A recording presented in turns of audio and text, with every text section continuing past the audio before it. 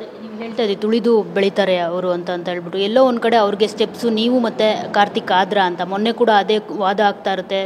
Sudeep sir ಅದೇ ಪ್ರಶ್ನೆ ಮಾಡ್ತಾರೆ. ಅವಾಗ ಹೌದು ಇಲ್ಲ ಅಂತ ನೋ ಮತ್ತು ಅಂತ ಆನ್ಸರ್ಸ್ ಬರ್ತಾ ಇರುತ್ತೆ. ಅಫ್ಕೋರ್ಸ್ ಕಾರ್ತಿಕ್ ಅವರು ಕೂಡ ಒಪ್ಕೊಳ್ತಾರೆ, ಹೌದು ನನ್ನ ಇವರು ಸ್ಟೆಪ್ ಮಾಡಿಕೊಂಡ್ರು ಅವ್ರ ಮೇಲಕ್ಕೆ ಹೋಗಿ. ನನ್ನ ವಿಚಾರದಲ್ಲಿ ನನಗೆ ಅಷ್ಟಾಗಿ ಅನಿಸಲ್ಲ, ಬಟ್ ಕಾರ್ತಿಕ್ ವಿಚಾರದಲ್ಲಿ ಹೌದು. ಯಾಕಂತಂದರೆ ಅವರು ಕಾಂಟೆಂಟ್ ಅಂದ್ಕೊಂಡು ಮಾಡಿದ್ರು ಅಥವಾ ಆ ಟೈಮ್ನಲ್ಲಿ ಅದು ಚೆನ್ನಾಗಿ ಅನ್ನಿಸ್ತೋ I don't know. But Karthik ಮತ್ತು ಅವರು ಜೊತೆಯಲ್ಲಿ ಇದ್ದಿದ್ದ ಕಾರಣ ಅವರು ಒಂದು ಹೈಲೈಟ್ ಆಗುವಂಥದ್ದು ಎವಿಡೆಂಟಾಗಿ ಗೊತ್ತಾಗ್ತಾ ಇತ್ತು. ಕ್ಯಾಮ್ರಾಗೋಸ್ಕರ ಮಾಡ್ತಾರೆ ಅನ್ನೋದನ್ನು ಬಹಳಷ್ಟು ಜನ ಒಂದು ಆರ್ಗ್ಯುಮೆಂಟಲ್ಲೂ ಕೂಡ ತೊಗೊಂಡಿದ್ದಾರೆ, ನಾಮಿನೇಷನ್ಸಲ್ಲಿ ತೊಗೊಂಡಿದ್ದಾರೆ. ಆ್ಯಂಡ್ ನ್ಯಾಯವತ್ತು ಫ್ರೆಂಡ್ಶಿಪ್ ಆಯಿತು ಅಂತಂದರೆ ಅದೇ ಮನೆಯಲ್ಲಿ ನೀವು ಮೊದಲಿನಿಂದ ಇರಬೇಕಾದ್ರೆ ನಿಮ್ಮ ಜೊತೆನಲ್ಲೇ ಫ್ರೆಂಡ್ ಆಗಿ ಪ್ರತಿಯೊಂದರಲ್ಲೂ ನಿಂತಿದ್ದಾಗ, ನಿಮಗೋಸ್ಕರ ಆಟ ಆಡಿದ್ದಾಗ, ಇಷ್ಟೆಲ್ಲ ಮಾಡಿರಬೇಕಾದ್ರೆ just because you don't like him for one reason ನೀವು ಅವ್ರ ಮೇಲೆ ಅಲಿಗೇಷನ್ ಮಾಡಲ್ಲ, ನೀವು ಅವ್ರನ್ನ ತಪ್ಪು ಅಂತ ಹೇಳಲ್ಲ, ಅಥವಾ ಅವ್ರ ಬಗ್ಗೆ ಬರೀ ತಪ್ಪನ್ನೇ ಮಾತಾಡ್ತಾ ಹೋಗಲ್ಲ, ಅವ್ರ ಕ್ಯಾರೆಕ್ಟರ್ ಮೇಲೆ ಕ್ವೆಶನ್ ರೈಸ್ ಮಾಡಲ್ಲ, ನಾನಿಲ್ಲದೆ ಅವ್ರು ಝೀರೋ ಅಂತ ಹೇಳಲ್ಲ. ಫ್ರೆಂಡಾ? ಹೌದು. ನಾನು ಮಾತಾಡ್ತಿಲ್ವಾ? ಹೌದು. ಬಟ್ ಅಟ್ಲೀಸ್ಟ್ ತಪ್ಪಾಗಿ ಮಾತಾಡಬಾರ್ದು.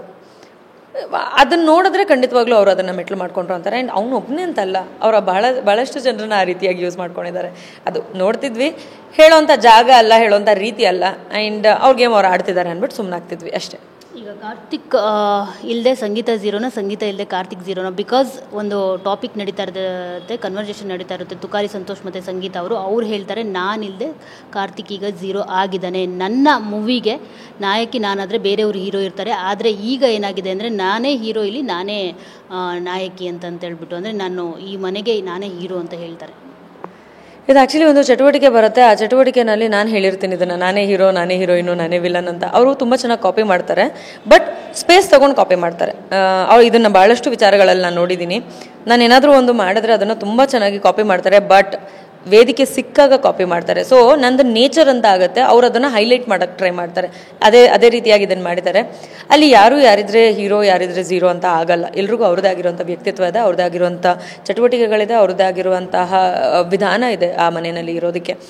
ಕಾರ್ತಿಕ್ ಇಲ್ಲದೆ ಸಂಗೀತ ಝೀರೋ ಅಂತನೂ ಇಲ್ಲ, ಸಂಗೀತ ಇಲ್ಲದೆ ಕಾರ್ತಿಕ್ ಝೀರೋ ಅಂತನೂ ಇಲ್ಲ. ಈ ಒಂದು ವಾದ ಬಂದಾಗ ಅವರಿಬ್ಬರು ಒಂದು ಸ್ವಲ್ಪ ಅದ್ರ ಬಗ್ಗೆ ಆರ್ಗ್ಯೂ ಮಾಡ್ಕೊಂಡಿದ್ದು ಹೌದು. ಇನ್ಫ್ಯಾಕ್ಟ್ ಕಾರ್ತಿಕ್ ಇಲ್ಲ ಅಂದಿದ್ದಿದ್ರೆ ಇವತ್ತು ಸಂಗೀತ ಝೀರೋ ಆಗ್ತಿದ್ರು. ಅದನ್ನು ನಾನು ಒಪ್ಕೋತೀನಿ. ಯಾಕಂತಂದರೆ ಅವ್ರೇನು ಫ್ರೆಂಡು ಅಂತ ಹೇಳ್ಕೊಂಡು ನಾಟಕ ಮಾಡಿಕೊಂಡು ಅವರ ಒಂದು ಸ್ನೇಹವನ್ನು ಬೆಳೆಸ್ಕೊಂಡು ಅವರು ಮುಂದೆ ಬರೋದಕ್ಕೆ ಪ್ರಯತ್ನ ಪಟ್ಟರು, ಅವರನ್ನೇ ತುಳಿದ್ಬಿಟ್ರು. ಈ ರೀತಿಯಾಗಿ ಮಾಡ್ತಾರೆ. ಆ್ಯಂಡ್ ಈ ಒಂದು ಬುದ್ಧಿ ಇರೋದು ಸಂಗೀತಂಗೆ ಮಾತ್ರ, ಕಾರ್ತಿಕ್ಗಿಲ್ಲ. ಸೊ ಈ ವಿಚಾರಗಳನ್ನು ನೋಡಿದ್ರೆ ಬೈ ಚಾನ್ಸ್ ಕಾರ್ತಿಕ್ ಅನ್ನೋ ಒಂದು ವ್ಯಕ್ತಿ ಇಲ್ಲದೆ ಹೋಗಿದ್ದಿದ್ರೆ ಆ ಮನೆಯಲ್ಲಿ ಸಂಗೀತ ಅವರು ಇನಿಷಿಯಲ್ ಡೇಸಲ್ಲೇ ಝೀರೋ ಆಗಿಬಿಡ್ತಾ ಇದ್ರು. ಅದಾದಮೇಲೆ ಅವರು ಮಾಡಿದಂಥ ಭಾಳಷ್ಟು ರೀತಿ ನನಗಿಷ್ಟ ಆಗಿಲ್ಲ. ಬಟ್ ಅವ್ರು ಏನನ್ನೋ ಕ್ರಿಯೇಟ್ ಮಾಡಿ ಆ ಜಾಗನ ತುಂಬಕ್ಕೆ ಪ್ರಯತ್ನ ಪಟ್ಟಿದ್ದಾರೆ. ಅದು ಅವರ ಎಫರ್ಟು. ಅವರ ರೀತಿ ಇಷ್ಟ ಆಗಲಿಲ್ಲ ಅನ್ನೋದಷ್ಟೇ ನಾನು ಹೇಳ್ಬೋದು. ಬಿಟ್ಟರೆ ನನಗೆ ಪರ್ಸ್ನಲಾಗಿ ನನ್ನ ಜೊತೆ ಬಿಹೇವ್ ಮಾಡಿದಂಥ ವ್ಯಕ್ತಿತ್ವ ಇಷ್ಟ ಆಗಲಿಲ್ಲ, ಇದನ್ನು ಹೇಳ್ಬೋದು. ಕಾರ್ತಿಕ್ ಅವ್ರ ಎಫರ್ಟ್ಸನ್ನು ಅವ್ರು ಆಗ್ತಾ ಬಂದಿದ್ದಾರೆ. ಆ್ಯಂಡ್ ನಿಮ್ಮ ಎಫರ್ಟು ನನ್ನ ಎಫರ್ಟು ಮ್ಯಾಚ್ ಆಗಬೇಕಂತ ಇಲ್ಲ. ಅವ್ರ ಎಫರ್ಟ್ನ ಅವ್ರು ಹಾಕಿದ್ದಾರೆ, ಬೇರೆಯವ್ರ ಎಫರ್ಟ್ನ ಬೇರೆಯವ್ರು ಹಾಕಿದ್ದಾರೆ. ಅವರ ಪ್ರಯತ್ನ ಇನ್ನೂ ನಡೀತಾನೆ ಇದೆ. ಅದಕ್ಕೆ ಅವರು ಇವತ್ತು ಟಾಪ್ 6 ಅಲ್ಲಿದ್ದಾರೆ.